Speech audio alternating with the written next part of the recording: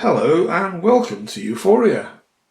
As it's the Chinese New Year, I thought it would be most appropriate to build this set, which is the limited edition gift with purchase set that I received in January at the local Lego store. So why not join me as we build these lucky Chinese knots?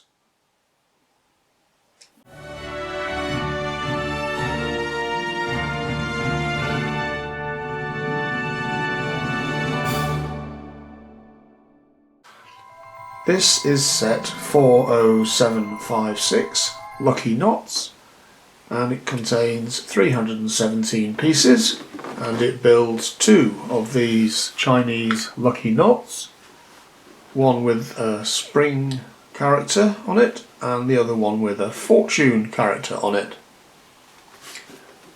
It comes in this bright yellow box showing two of the knots on the front and a close-up on the back of the one with the spring character. We do have some real Chinese lucky knots around the house, and they're normally given to wish good luck to somebody at the new year, but we're using them as kind of extra decoration on some of the Chinese art that we have in the house. So let's open this up and make a start.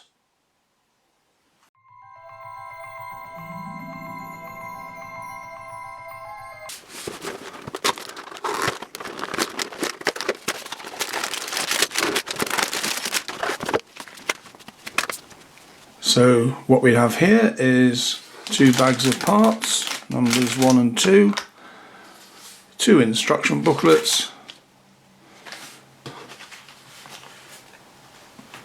and a sticker sheet with the two stickers with Chinese characters, which are quite large and look like they'll go on a 4x4 tile. As far as I can tell, these two bags look very similar, if not exactly the same, and the two instruction books also look very similar, and probably the only difference between them is the sticker that will go on the front. I suppose it's quite nice because two of you could build these two knots together, each building one of the two knots. But I'm going to build them in sequence and see how this works. So here I've knolled or laid out neatly all the parts from one bag of this set. There are some unusual and interesting parts here. For example, I don't remember seeing these 3x3x1 corner plates before. These tassel pieces seem to be quite unusual in this size. The 2x2 plates with the round corner are quite a new piece. Of course, as you would expect, you get a lot of these life preserver or toilet seat rings in red. There's one printed piece, which is this round piece with a Chinese pattern on it, which I haven't seen before. A few gold rings, which are not a new piece but quite unusual. I don't remember seeing these flowers in dark red before. There are these 1x2 half circles with one stud in red, and these short chains with a short bar at the end also seem like a new piece to me. So let's build the set. So this knot is basically built around a 6x6 square plate, and as we go through we'll be building up layers on top of this plate to make the different elements of the knot around the edge.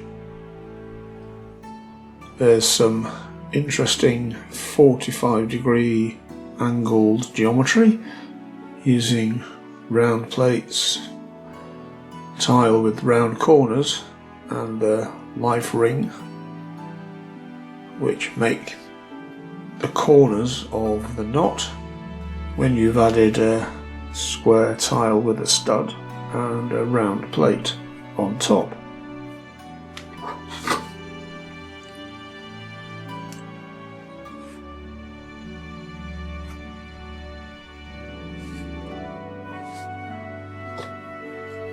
The fourth corner is slightly different, as it builds these two little bits of bar which will stick down and form the bottom part of the knot.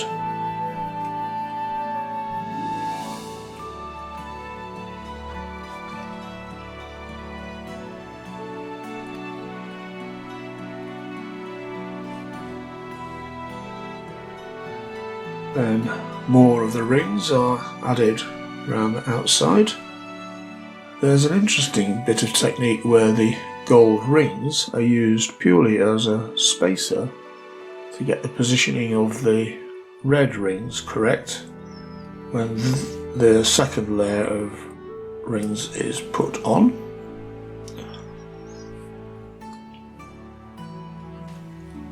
Then the four red heart-shaped pieces are decorated with dark red details, and they go on each of the four corners of the knot.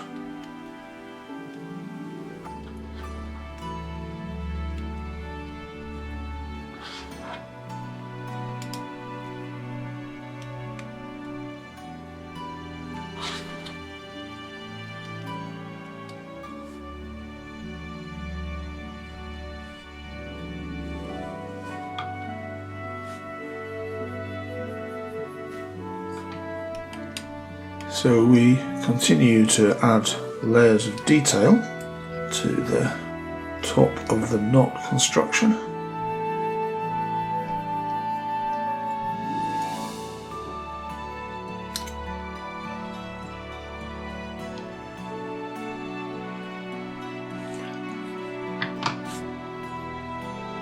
The two shorter tassels are made using those newer little chain pieces, and of course the tassel piece, and they just clip on the side and hang down.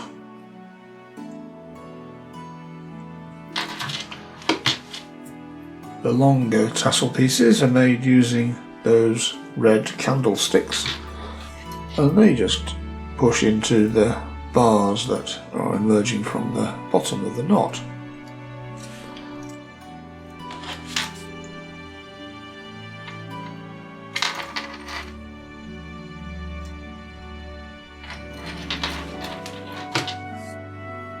I add the stickers using my usual technique of just adding a small drop of washing up liquid to the tile.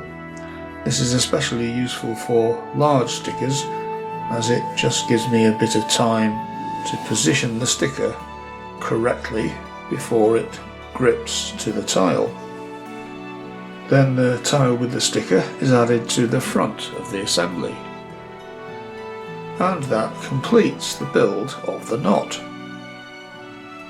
The second knot is built in exactly the same way as the first knot, but of course it has a different sticker on the front.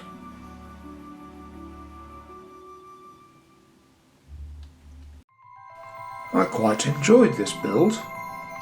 It was a little bit repetitive when building all the sub-assemblies multiple times, and the four sides of the knot are essentially the same, and of course if you're building the second knot as well, that's just a repeat of the first knot. But I found it quite interesting because of the different build techniques that you wouldn't normally use, and the fact that the geometries at some of the corners were particularly interesting, where things meet at 45 degrees. And I enjoyed building up the knot in multiple layers to make the final assembly.